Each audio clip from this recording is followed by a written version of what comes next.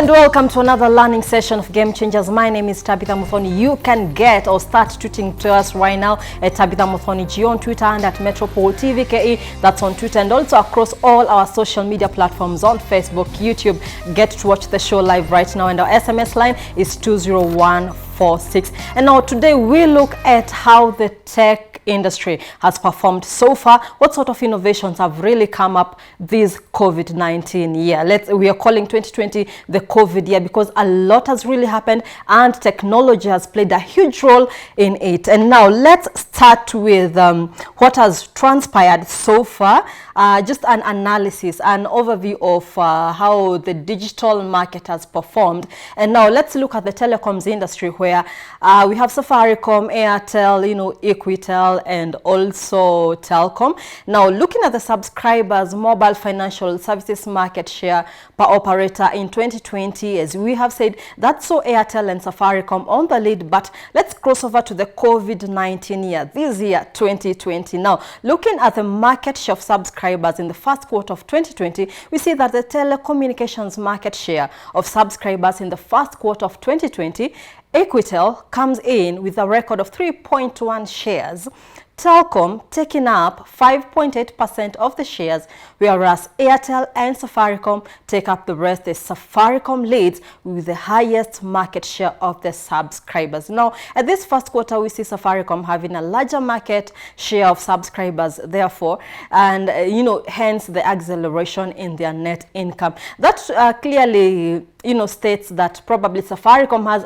definitely, yes, Safaricom has a high number of subscribers, hence the market, or their value going up compared to the rest of the telecommunications. And now moving on to another data value that has really contributed to the digital space, moving up, going up, doing really very well in this COVID-19 year. Mobile payments. Now, where does the revenue come from? How has COVID-19 affected the value of mobile payments? Well, looking at it positively, we see that we should be having that there. Yes. Yeah, we have the mobile data revenue, that's in billion shillings. And the first, that's quarter 4, and you have quarter 3 and quarter 2. And yes, that's Safaricom's, the half year of 20, we see it at 19.5 billion Kenya shillings, and yes, I can see quite very well. But there you see the performance has really gone up from the various different quarters that we have there on Safaricom, and that practically means Safaricom is doing pretty well. Now moving on to another data point, mobile data revenue. Now, how much revenue can we talk of when it comes to how much the mobile space has brought in about?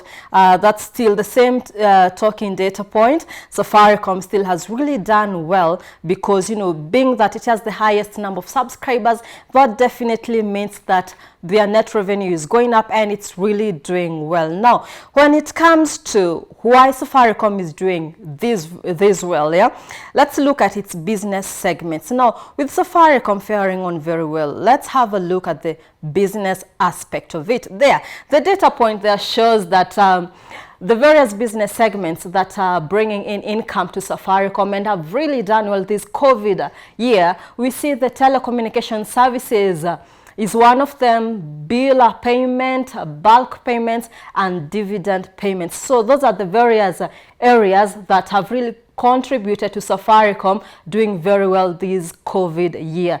Those are the various business segments that we see Safaricom PLC really boosting their revenues. And yes, now let's cross over to another point on telecommunications, and still on Safaricom doing very well, the half year 20 results. At the end of the year, quarter 1, 2, 3, and 4, there are usually results on how probably a certain telecommunication has fared. And now, since we're looking at Safaricom, since compared to the rest, it has really outdone them, performed very well. Their half-year results. Now, this Telcom has performed these fairly. Now, looking at the data points, their half-year for these half-year 2020 results.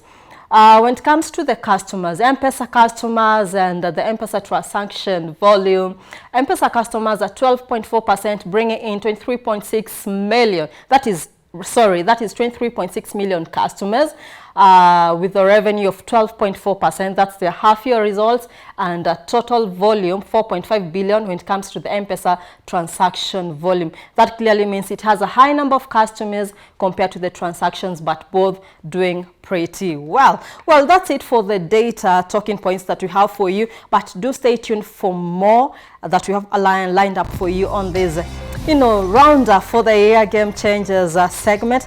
And now we take a very short break, but when we do come back, we reintroduce tech news, but with a different face, Mr. Ian Obila. Stay tuned.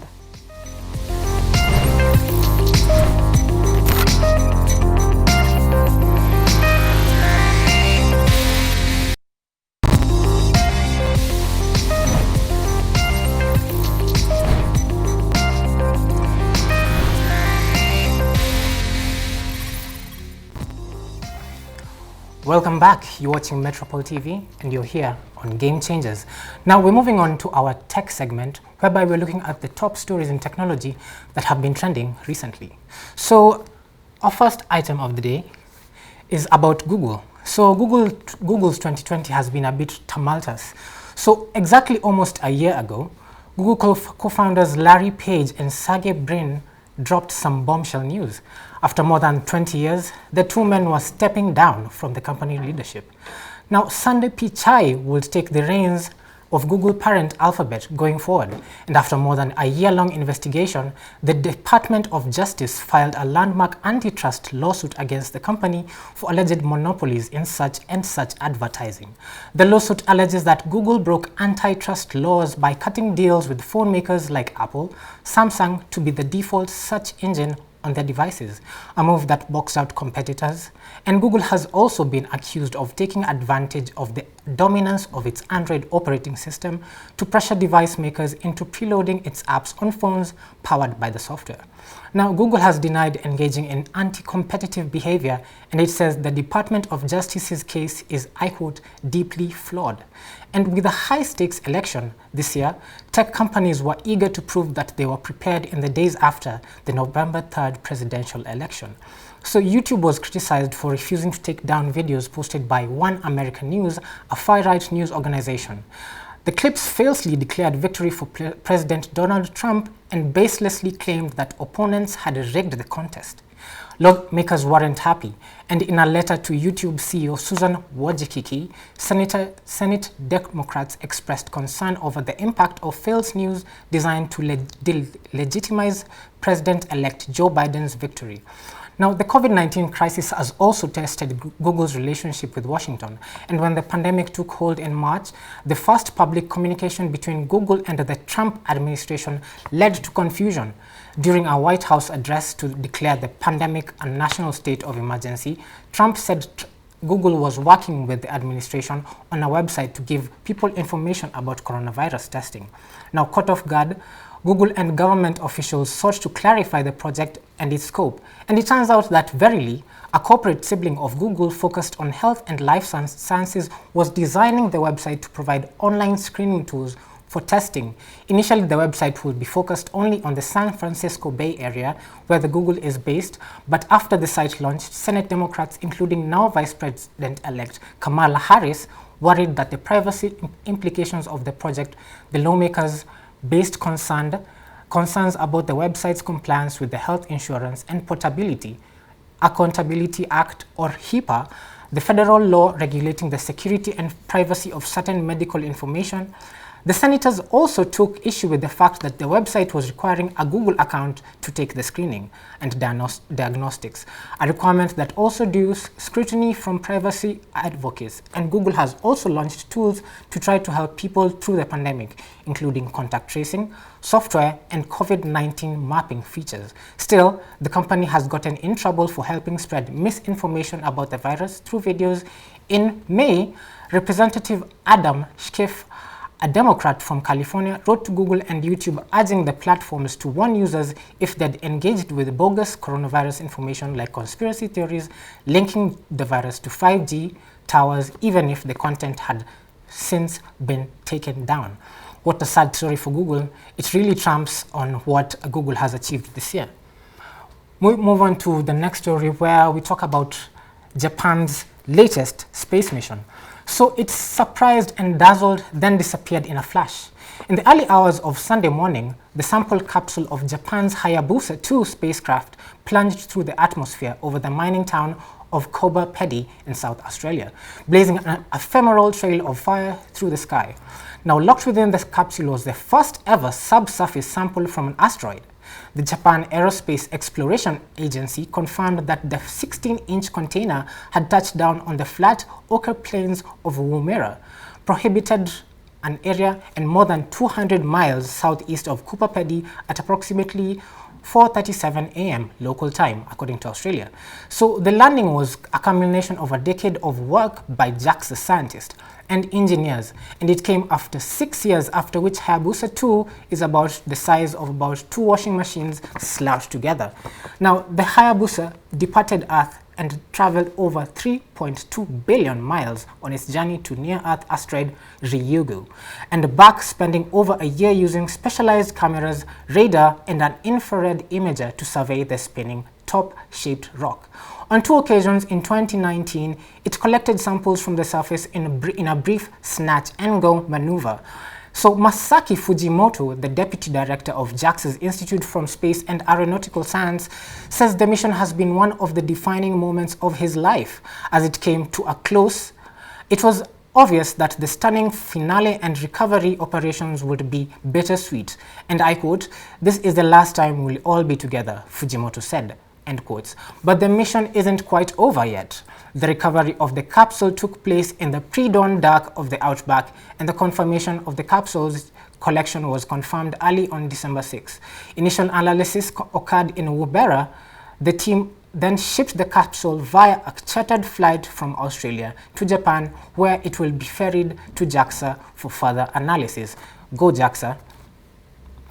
Moving on to the next story. It's a fork in the road for Uber's self-driving car business.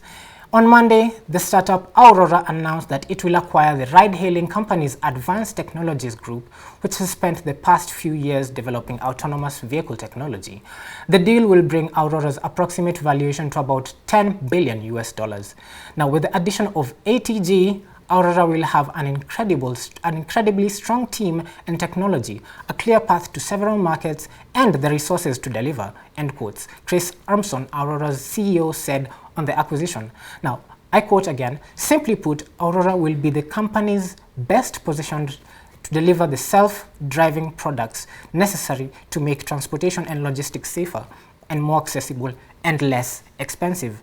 Aurora commended what ATG accomplished under Uber thus far and called out advances in hardware, software, and safety. Now, the company rolled out an in-depth safety case framework 2 years ago to embed safety in every mile of a self-driving car, prototype, and taxis. The division wasn't without its controversies though. But however, an Uber self-driving car prototype struck and killed a pedestrian the same year. And although Uber exits the sector, it will still hold a minor link to its now former division. The ride-hailing giant said it will invest $400 million in Aurora to partner with the company and bring autonomous technologies to life. Now, ideally, Aurora gains funding and a lot of brilliant minds, while Uber gets to benefit from the future technologies when they're ready without direct oversight. Now, Aurora still plans to tackle commercial tracking with these technologies first, but the Uber partnership may have the company primed to capitalize on the ride-hailing when the time is right. Now, Uber CEO Dara Khosrowshahi said that he looks forward to working alongside Aurora in the new partnership. Now, this will join the self-driving company's board of directors. Now that's it for Uber. Moving on to some rather sad news. General Chuck Yeager, an Air Force test pilot who became the first human to break the sound barrier, died Monday at the age of 97. His death was announced in a message on his official Twitter account attributed to Yeager's wife, actress Victoria Scott D'Angelo, and I quote, "It is with profound sorrow I must tell you that my life-love General Chuck Yeager passed just before 9 p.m. Eastern Time." Now, she tweeted, an an incredible life well lived and America's greatest pilot, and a legacy of strength, adventure, and patriotism will be remembered forever. That is according to Chuck Yeager's wife. Now, Chuck Yeager, an Air Force pilot and captain at the time, Yeager made aviation history at the age of 24 when he became the first human to break the sound barrier, which I've already mentioned, in 1947. Now, Yeager's exploits were chronicled in Tom Wolfe's 1979 book and the 1983 film The Right Stuff, which recounts the early days of the US space program. But Yeager never flew to space, unfortunately. Charles Yeager, or rather known as Chuck Elwood Yeager, was born in February 13, 1923, in Myra, West Virginia. He began his military career in 1941, enlisting out of the high school in the U.S. Army Air Forces, serving initially as an aircraft mechanic, and then he became a fighter ace in World War II, shooting down 5 German planes on a single mission. Now, Yeager stayed in the Air Force after the war and embedded himself, becoming a test pilot at Muroc Army Airfield in California, now known as Edwards Air Force Base. So he gained worldwide notoriety when the Bell X-1 he was piloting reached a speed of 700 miles per hour. That is Mach 1.06 at 43,000 feet above Edwards Air Force Base in California on October 14, 1947. The plane was nicknamed Glamorous Glennis after Yeager's first wife. With his flight, the era of supersonic aviation was born. But at the time, the achievement was classified as top secret and the Air Force wouldn't confirm the supersonic flight until 1948. So his X-1 is on display at the Smithsonian's National Air and Space Museum in Washington. In the fall of 1953, Yeager set another world record, speed record rather, when he piloted the X-1A to Mach 2.44, nearly 2.5 miles, or rather 2.5 times the speed of sound. But during this flight, he lost control of his aircraft at 80,000 feet due to a phenomenon largely unknown at the time called inertia coupling. So his plane dropped more than 50,000 feet before he was able to regain control, and Yeager was promoted to Brigadier General in 1969 owing to his feat, and retired from the Air Force in 1975. After more than 3 decades of active duty, Yeager was inducted into the National Aviation Hall of Fame in 1973 and was awarded the Presidential Medal of Freedom by President Ronald Reagan. In 1985, that is when Yeager's story actually culminated. So moving on is another interesting story by Apple. Apple is rumored to be working on a new Mac processor that would top the performance of even Intel's best chips. Now, Apple's new processors could arrive as soon as next year, according to the report published recently. So Apple is said to be testing chips that have as many as 32-inch high-performance cores with higher-end desktops expected later in 2021. And a new Mac Pro that is half the size of the current one planned in 2022. Apple is also reportedly working on improved graphic processors for laptops that would top its own M1 chip, which debuted last month with the new MacBook Air. So the 13-inch MacBook and the Mac Mini, whereas the M1 has either 7 or 8 cores as reported. So Apple is working on new chips for higher-end laptops and desktops that will have 16-inch cores and 32-core graphics parts. And the company is also working on pricier graphics upgrades with 64 and 128 dedicated cores, aimed at its highest-end machines for later in 2021, potentially 2022 as well. So this Mac updates could come as early as the spring of 2021 or later in the fall, with enthusiasts noting that the MacBook Pro entry-level and high-end versions of the Mac and new Mac Pro are in the works. So for the next generation MacBook Pro and iMacs, it's said that Apple is working on processors that have as many as 16 power cores and 4 efficiency cores. And though it cautions that the final number could be scaled back depending on production, and if issues emerge during fabrication, Apple did not immediately respond to requests for comment on these devices. And at its annual WWDC event in June, where the transition from the Intel chips to its own silicon was announced, Apple CEO Tim Cook said that the switch will take about 2 years, promising that Apple would continue support of Intel-based Macs for years to come. So the Apple M1 story concludes the top trending stories for this week, and we hope that you will join us for more Game Changers. Right now, we'll go on a slightly short break, and we'll be back with more Game Changers.